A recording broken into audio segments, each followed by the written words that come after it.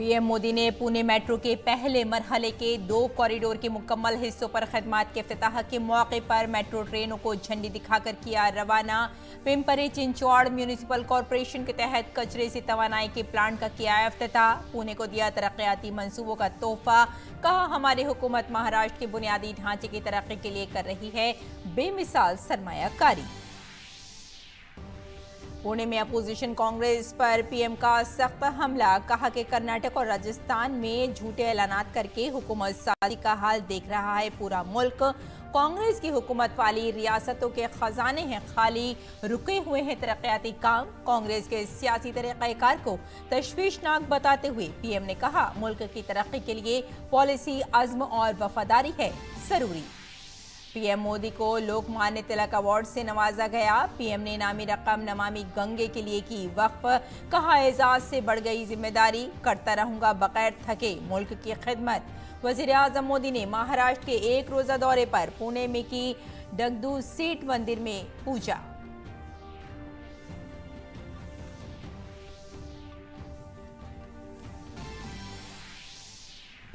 National capital territory of Delhi तरमीमी bill 2023 Lok Sabha में पेश। कांग्रेस समेत कई अपोजिशन जमातों ने किया एहतजाज। मरकजी वजीर दाखिला अमित शाह ने कहा पार्लियामेंट को दिल्ली से मुताल्लिक मामलात में कानून बनाने का है हक। मणिपुर के मामले पर पार्लियामेंट में अपोजिशन की हंगामा आराई आज भी रही जारी, दोनों ऐवानों की कार्रवाई में बड़ा रखना।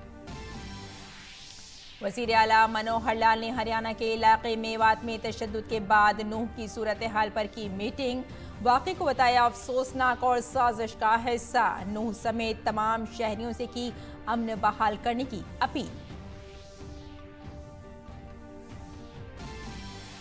राजस्थान में अमन और अमान के मामले पर बीजेपी ने जयपुर में सेक्रेटरीट का किया घेराव। पीएम ने कहा बीजेपी की ये मुहिम खराब हुक्मरानी की जड़ से उखाड़ फेंकने के लिए लोगों के अज़्म को करेगी मजबूत।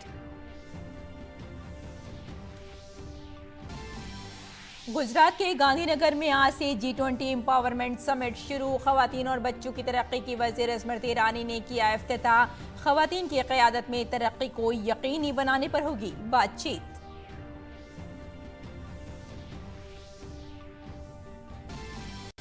चीन में शदीद बारिश ने मचाई तबाही, 11 हलाक, 27 लापता। महकमा मौसमियात ने रेड अलर्ट किया जारी। इतवार से मैंटोगो और बीजिंग के दीगर बैरूनी अजला को गुज़श्ता दहाई में सबसे ज्यादा बारिश का है सामना।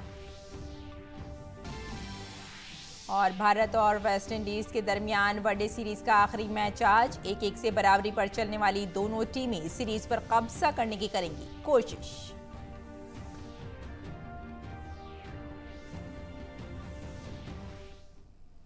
आदाब नाजरीन, खबरनामे में आपका इस्तकबाल है। मैं हूं आपके साथ रेशमा फारूकी। आइए तफसील से आप खबरों पर नजर डाल लेते हैं। वजीर आजम नरेंद्र मोदी ने पुणे महाराष्ट्र में मेट्रो के पहले मरहले के मुकम्मल शुदा हिस्सों पर खदमात के इफ्तिताह के मौके पर मेट्रो ट्रेनों को हरी झंडी दिखाकर रवाना किया। ये सेक्शन भोगेवाड़ी स्टेशन से सिविल कोर्ट स्टेशन तक और गरवारे कॉलेज स्टेशन से रूबी हॉल क्लिनिक स्टेशन तक है। वजीर आजम ने 2016 में इस मंसूबे का संग बुनियाद रखा था।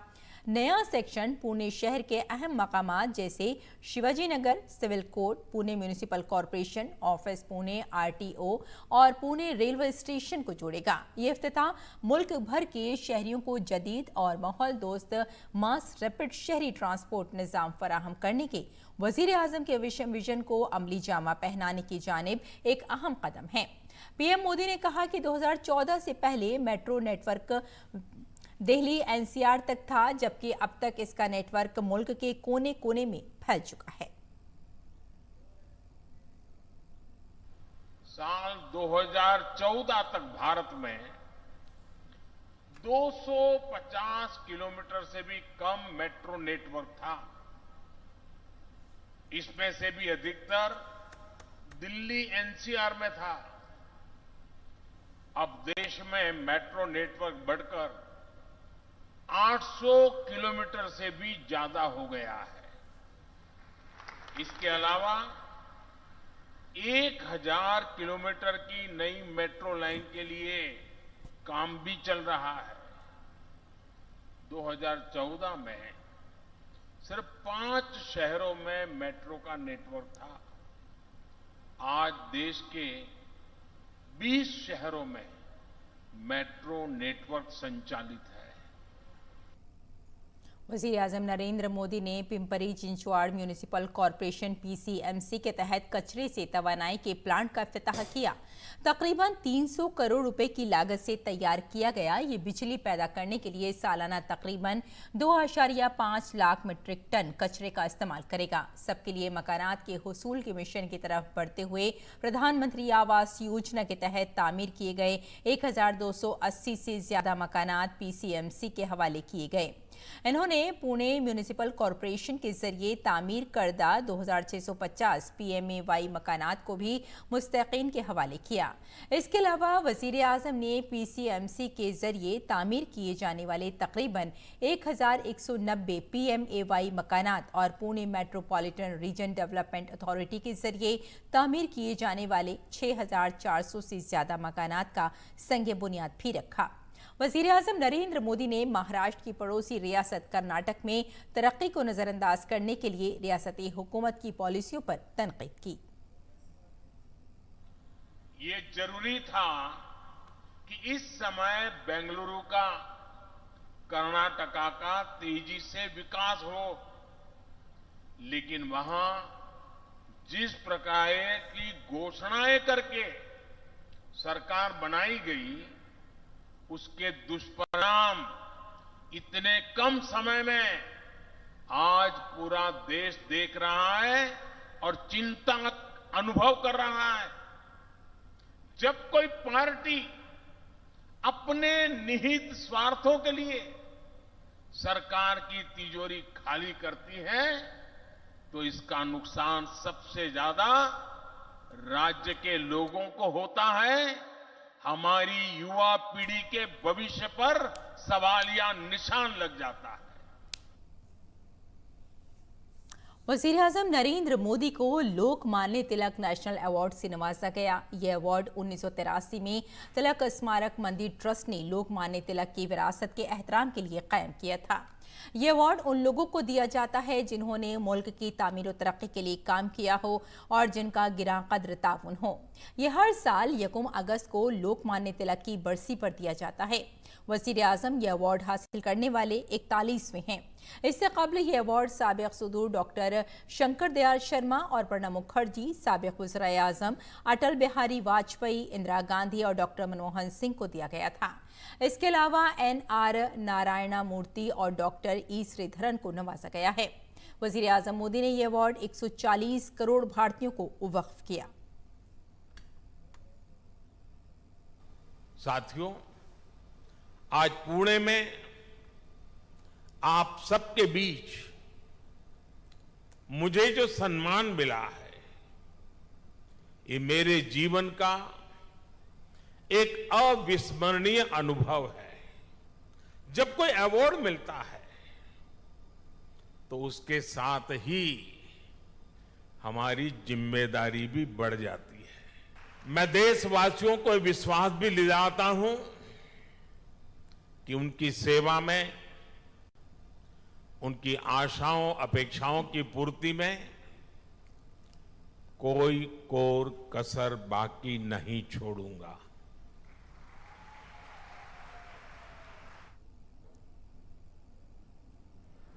गंगाधर हो, उनके नाम पर मिले इस अवार्ड के साथ जो धनराशि मुझे दी गई है वो भी गंगा जी को समर्पित कर रहा हूं। और अपोजिशन के हंगामे के बायस लोकसभा की कार्रवाई दोपहर 2 बजे तक मुलतवी कर दी गई। कार्रवाई शुरू होते ही अपोजिशन अरकान पार्लियामेंट ने मणिपुर के वाक़े पर वज़ीर-ए-आज़म के बयान का मुतालबा करना शुरू कर दिया। हंगामा आराई के दरमियान कार्रवाई मुलतवी कर दी गई। इसके बाद भी हंगामा जारी रहने पर कार्रवाई दिन भर के लिए मुलतवी कर दी गई। मॉनसून इजलास में पहली बार राज्यसभा में वक्फा सवालात का इनेकाद किया गया। हालांकि वक्फा सवालात के आगाज में अपोजिशन ने हंगामा किया, लेकिन हंगामे के दरमियान सेहत के वजीर मुमलिकत SP सिंह बघेल अरकान के सवालों के जवाब देने में मसरूफ रहे, जिसका हुक्मरान पार्टी ने मेज थपथपाकर खैर मकदम किया। वक्फा सवालात के अख्ताम पर चेयरमैन जगदीप धनखड़ ने पार्टी के मेंबरान पार्लियामेंट से अपील की कि वो अपने साथियों से बात करें और ऐवान के कामकाज को यकीनी बनाएं, क्योंकि वक्फा सवाल ऐवान का दिल होता है। पेश है हमारे नुमाइंदे राजेश राज की ये रिपोर्ट।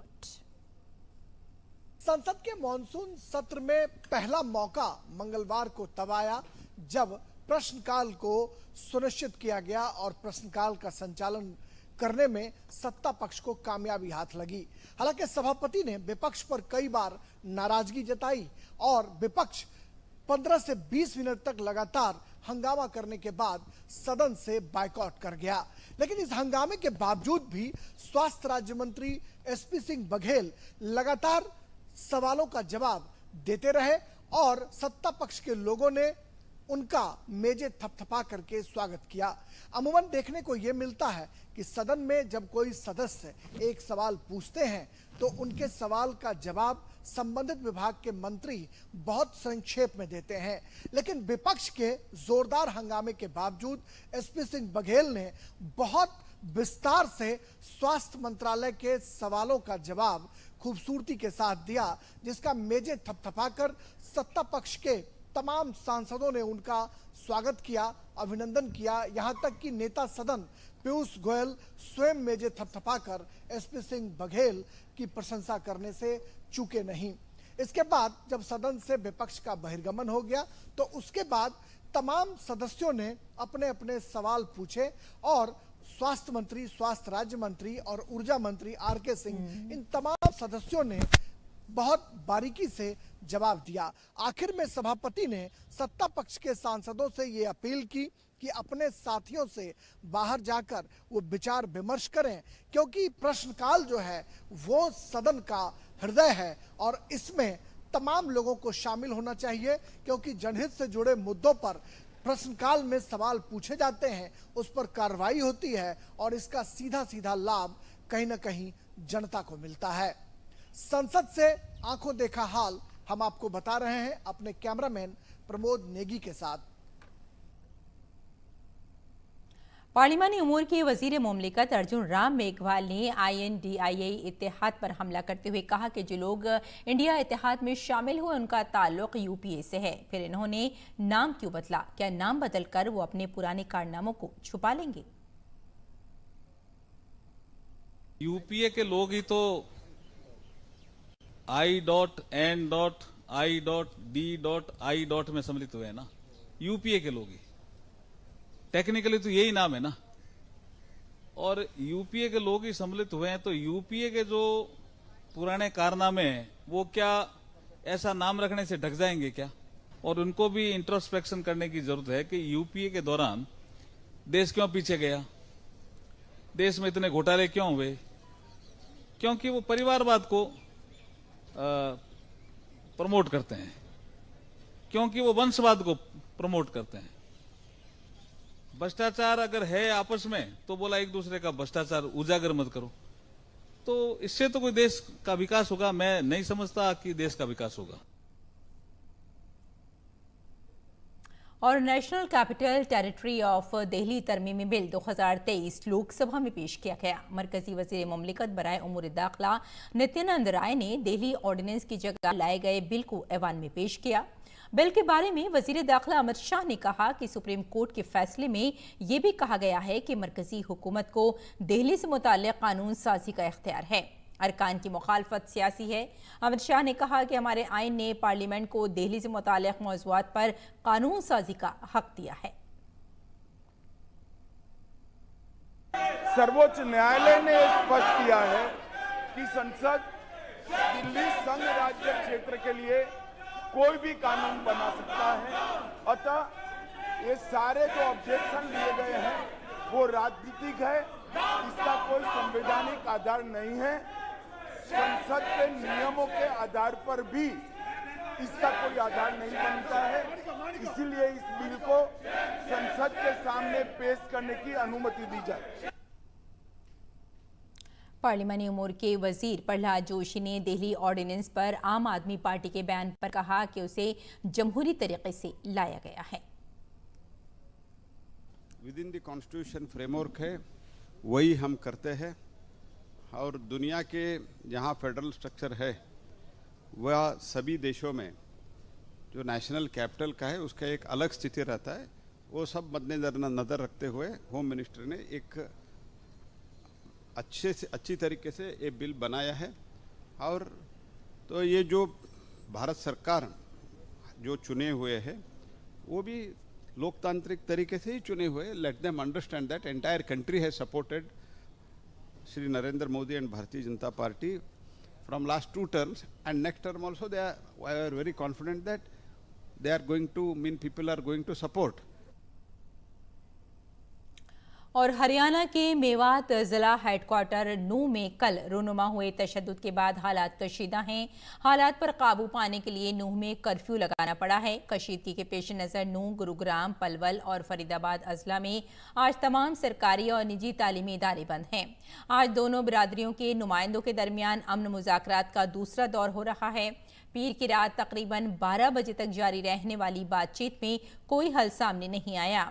ब्रजमंडल शोभा यात्रा के दौरान पिन्हाना में पथराव के बाद तशद्दुद रुनुमा हुआ था। शरपसंदों ने पुलिस और शहरियों की गाड़ियों को आग लगा दी। सूरत हाल के पेश नज़र गुड़गांव, फरीदाबाद और पलवल अजला से इजाफी पुलिस फोर्स और नीम फौजी दस्तों को नूंह में तैनात किया गया है। नूंह में कर्फ्यू के निफाज के बाद सूरत हाल फिलहाल काबू में है। तशद्दुद में मुलविस अफराद की शिनाख्त की जा रही है। फिलहाल गुरुग्राम, नूंह और फरीदाबाद में बुध तक मोबाइल इंटरनेट खदमात मुअत्तल हैं और जिले में दफा 144 नाफिज कर दी गई है। अकीदतमंदों को बचाकर पुलिस लाइन ले जाया गया है। उन्हें बाहिफाजत उनके घरों तक पहुंचाया जाएगा। कुछ लोगों को हिरासत में लेकर पूछताछ की जा रही है। हरियाणा के वजीर दाखिला अनुज विज ने कहा कि नूंह, सोना और मुल्हका अजला में हालात काबू में हैं। नूंह में स्थिति पूरी तरह से नियंत्रण में है। नूंह में इंटरनेट सेवाएं बंद कर दी गई हैं और नूंह में कर्फ्यू लगा दिया गया है। सफिशिएंट मात्रा में पुलिस फोर्स वहां मूव कर दी गई है। कल जैसे ही हिंसा की खबर आई थी, पहले जो नूंह के साथ लगते ज़िले हैं फरीदाबाद, पलवल, गुड़गांव, झज्जर, रेवाड़ी से हमने फोर्सेस वहाँ पे मूव कर दी थी। आज हरियाणा के बाकी हिस्सों से भी कुछ पुलिस अधिकारियों को और कुछ फोर्स को मूव किया जा रहा है। वहाँ पर एक एक सेक्टर बना के एक एक आईपीएस को जिम्मेवारी दी जा रही है। हमारे डीजीपी पीके अग्रवाल खुद मौके पर पहुंच चुके हैं और स्थिति को उन्होंने नियंत्रण में ले। ये थे हरियाणा के वजीर दाखिला अनुज विज। और आपको यहाँ ये बताते चलें कि हरियाणा के वजीर आला मनोहर लाल ने नूंह में दोनों पार्टियों के दरमियान तनाज़े से पैदा होने वाली सूरत हाल पर एक मीटिंग की। वजीर आला ने नूंह के वाक़े को अफसोसनाक करार दिया। उन्होंने इस वाक़े को बड़ी साजिश करार दिया है। वजीर आला ने कहा कि नूंह पर तशद्दुद करने वाले किसी भी शरपसंद को बख्शा नहीं जाएगा। उन्होंने नूंह समेत रियासत भर के तमाम शहरियों से अमन बहाल करने की अपील की है। नूंह में घटना हुई बहुत ही एक दुर्भाग्यपूर्ण घटना है। घटना इस प्रकार हुई कि वहाँ समाज की एक यात्रा जो हर वर्ष निकलती थी उसका आयोजन किया जा रहा था और कुछ लोगों ने एक षड्यंत्र रच करके उस यात्रा पर आक्रमण करना शुरू किया और आक्रमण न केवल यात्रा पर बल्कि पुलिस के ऊपर भी उन लोगों ने किया, जिसके परिणाम स्वरूप यात्रा को भी भंग किया गया और बहुत से स्थानों पर आगजनी की घटनाएं हुई, गाड़ियां जला दी गई। निश्चित रूप से एक बड़े षड्यंत्र का कहीं ना कहीं हिस्सा लगता है। पुलिस ने और जो केंद्र सरकार की ओर से हमने निवेदन किया था, वहाँ से जो केंद्रीय सुरक्षा बल 16 कंपनीज वहाँ पहुँच चुकी हैं, 30 कंपनीज हरियाणा पुलिस की भी वहाँ पहुँची हैं। इन सब ने नूंह में स्थिति को सामान्य किया है। मेवात के नूंह में भड़की तशद्दुद की आग गुरुग्राम तक भी पहुंच गई है। मेवात और सोहना में अब क्या सूरत हाल है, इंतजामिया क्या इक़दामात कर रही है? हमारे नुमाइंदे नीरज सिंह ने इन तमाम मौज़ूआत पर गुरुग्राम के डीसी निशांत यादव से बातचीत की। डीसी निशांत यादव जी इस समय हमारे साथ हैं। सर, पीस कमेटी की बैठक हुई, क्या निर्णय हुआ? जी, पीस कमेटी में दोनों समुदाय के लोग हैं, उनकी हमने बैठक की है और उन्होंने सहमति जताई है कि आपसी सौहार्द भी बना करके रखेंगे और कोई भी सिचुएशन को आउट ऑफ द कंट्रोल नहीं जाने देंगे। 31 लोगों के नाम जो है उनके द्वारा दिए गए हैं और इसकी रोजाना बैठक की जाएगी। अभी प्रशासन के द्वारा हम लोग फ्लैग मार्च कर रहे हैं और 2 बजे सोना के सारे मार्केट्स हैं वो खोल दिए जाएंगे। कहीं पे भी जो है इस तरह की इंसिडेंट्स नहीं मिली हैं, सिचुएशन नॉर्मल हो गई है। अच्छा, दूसरा कुछ आइडेंटिफाई किए कि कौन लोग हैं, उनके नाम? पुलिस जांच कर रही है और इसमें जो भी लोग हैं जिन्होंने इस तरह की घटनाएं की हैं, दुकानें जलाई हैं या गाड़ियां जलाई हैं, उनके खिलाफ सख्त एक्शन लेंगे। ये हमारे साथ डीसी निशांत यादव जी जो बता रहे थे कि पीस कमेटी की बैठक हुई है और दोनों ही पक्षों में इस बात की सहमति हुई है कि शांति व्यवस्था को बरकरार रखा जाएगा। इसके अलावा जो भी इस दंगे में दोषी हैं उनको आइडेंटिफाई किया जाएगा। इसके अलावा 31 नाम दोनों ही समुदाय की तरफ से आए हैं जो लगातार बैठक करेंगे ताकि इलाके में शांति बरकरार रहे। कैमरामैन आरके के साथ नीरज सिंह, डीडी न्यूज़, गुरुग्राम। ख़वातीन और बच्चों की तरक्की की मरकजी वज़ीर स्मृति ईरानी ने आज गांधीनगर में G20 एम्पावरमेंट समिट का इफ्तिताह किया। स्मृति ईरानी ने ख़वातीन की ज़ेरे क़यादत तरक्की, एक पायदार, जामी और मसावी आलमी इक़्तिसादी तरक्की को यकीनी बनाने के मौजू पर कॉन्फ्रेंस में अपने खिताब में ख़वातीन के हुकूक़ और भारतीय मईशत में ख़वातीन की शिरकत के बारे में बात की।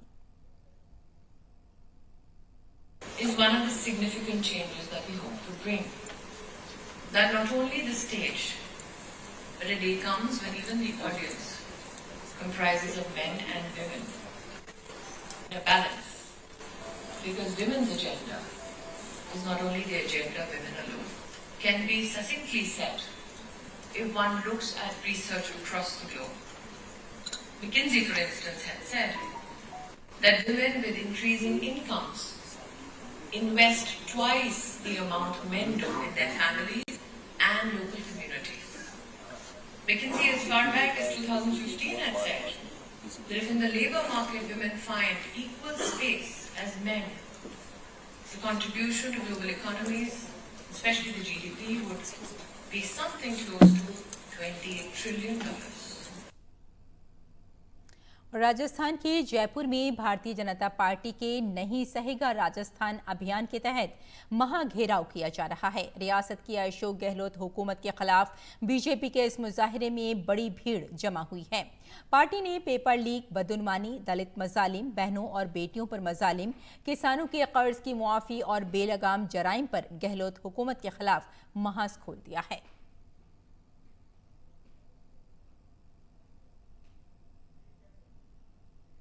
अगली खबर की जानिब बढ़ते हैं। महाराष्ट्र में थाने के शाहपुर के करीब आज सुबह एक बड़ा हादसा पेश आया। यहां गिर्डर लॉन्चिंग मशीन गिरने से 17 अफराद हलाक जबकि 3 जख्मी हो गए। कहा जा रहा है कि मरने वालों की तादाद में मजीद इजाफा हो सकता है क्योंकि कुछ और लोग अब भी मलबे तले दबे हुए हैं। कई रेस्क्यू टीमें उन्हें निकालने का काम कर रही हैं। बताया जा रहा है कि स्मृति एक्सप्रेस हाईवे के तीसरे मरहले की तामीर के दौरान गिर्डर मशीन 100 फीट से नीचे गिर गई और यह हादसा हो गया। वज़ीर-ए-आज़म नरेंद्र मोदी ने एक ट्वीट के जरिए महाराष्ट्र के थाने में होने वाले हादसे पर दुख का इजहार किया है। मरने वालों के अहले खाना के तई गहरी ताज़ियत का इजहार करते हुए उन्होंने PMNRF से हर मरने वाले के लवाहिकीन को 2 लाख रुपए देने का ऐलान किया।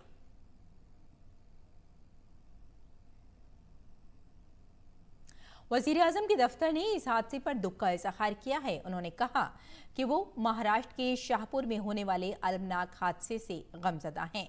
हादसे में अपनी जानें गंवाने वालों के अहले खाना से मेरी गहरी ताज़ियत, हमारी हमदर्दियां और दुआएं इस हादसे में जख्मी होने वालों के साथ हैं।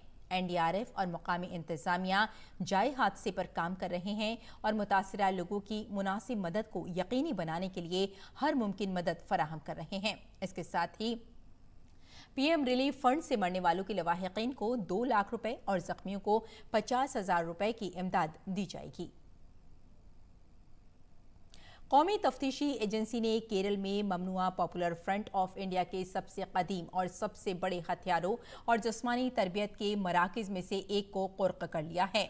ये PFI का 6ठा असलाह तरबियती मरकज़ है जिसे कुर्क किया गया है। गैर कानूनी सरगर्मियों की रोकथाम एक्ट के दफात के तहत केरल में जब्त होने वाली तंजीम की ये 18वीं जायदाद है।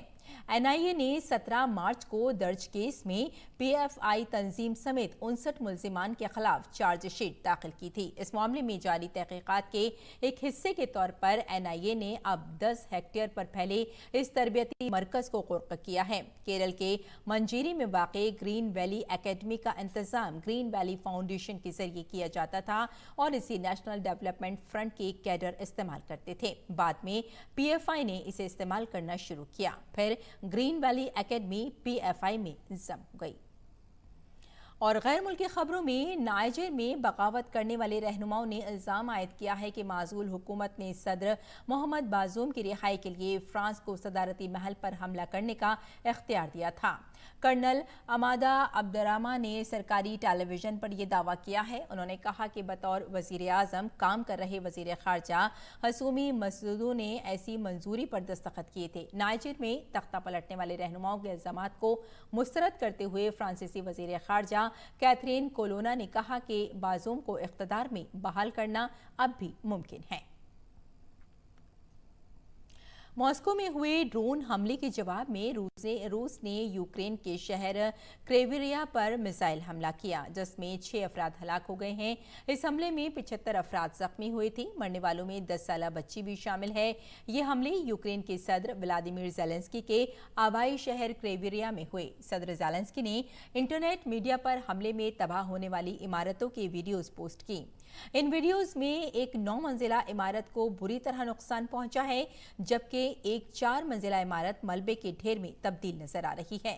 ज़ेलेंस्की ने कहा कि रिहायशी इलाकों और यूनिवर्सिटी की इमारतों पर हमला किया गया।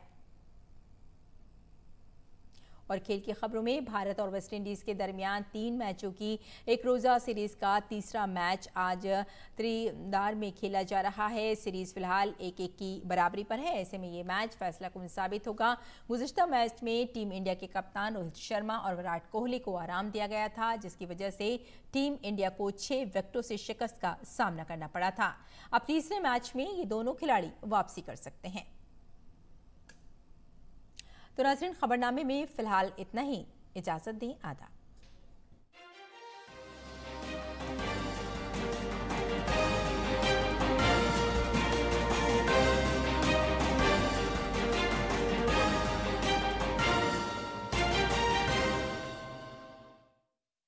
फेरों के लिए खड़े हो जाइए। शादी का ख्याल आए?